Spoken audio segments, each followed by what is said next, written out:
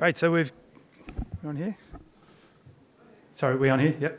Great, so we've come to the end of the day. How about just one last round of applause for all of our speakers, presenters and panellists.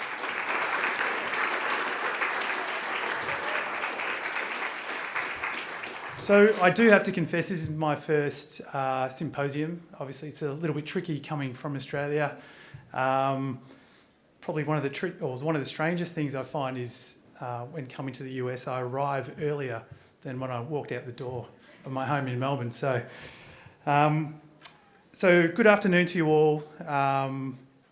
For many who don't know me here, my name's Stu Place. I'm the father of two boys.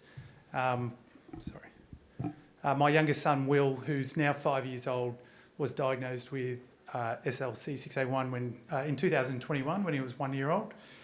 And I'm also the co-founder of SLC6A1 Kids in Australia. It's an absolute privilege to be here with you all, listening, learning, and being reminded once again just how extraordinary this community is. It really is a historic day, and there was no way I was going to miss this when I got the call from Amber. If I had to distill the day down into just three things that capture its spirit, they would be these. The first is progress. Because today we crossed a line that once felt impossible. We are now standing in the era of bedside treatments, and that changes everything. A gene therapy delivered, no longer as a dream, but in reality. And that matters deeply to all of us because it moves hope out of the abstract and into real life. Second, courage. All the progress we celebrated today across all the presentations didn't come with certainty. It came with questions, with risk and with new unknowns. And that is the nature of rare disease science. It's uncomfortable and it's not linear. Progress only happens when brave people are willing to stand in uncertainty and keep going anyway. And third, collaboration. All the courage we have built up to act is not from one person alone. All the science we heard from today grew from connected minds, combined disciplines, shared data, and mutual trust. That spirit is what will continue to change the trajectory of this disease. For families, science is survival. It is possibility. It is the belief that the future can be better than the present. And after today, I truly believe that more than ever. We've all come a long way, not just scientifically, but collectively.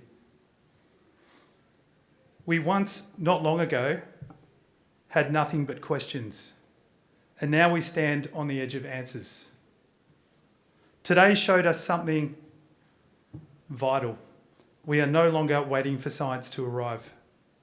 Tomorrow we come together again, not as scientists or clinicians, but as families. And we need to promise ourselves that we won't let this momentum fade, and we cannot slow down. As Amber said earlier today, this is only the beginning. If I could say a quick thanks to Amber and the SLC6A1 Connect leadership team, also the teams and individuals who have pieced this event together over the course of the year, to the scientists, clinicians, researchers for your time, your expertise, and your dedication to our mission, to the sponsors for your backing and making this day possible today, and to all the SLC6A1 families, most who have travelled, juggling care, schedules, and exhaustion to be here. Before I disappear, I'd like to share a short personal anecdote, if that's okay. In Australia, we have a retired Australian rules footballer named Neil Danaher. He is living with motor neuron disease, which is another devastating neurological condition, and it will eventually take his life. Through it all, he has become a symbol of strength, purpose, and courage, and his words have carried me through many of my hardest days. And so I want to leave you with his quote because I believe it captures who this room truly is. He said, no matter the diagnosis, we all have the power to choose to fight, the power to choose our attitude, the power to choose to smile, and the power to do something. In closing, I can assure all families that you won't need to rely on Vicks vapor rubs or menthol cigarettes to treat our kids. Instead, our mission for developing precision medicines and our options are growing rapidly for our families, as we found out today. We need to continually remind ourselves, even in the darkest, toughest hours, that we all have agency. And now, more than ever, is the time to lean in together, to keep pushing the boundaries of science even further for our kids, to give them the life and the future that they truly deserve.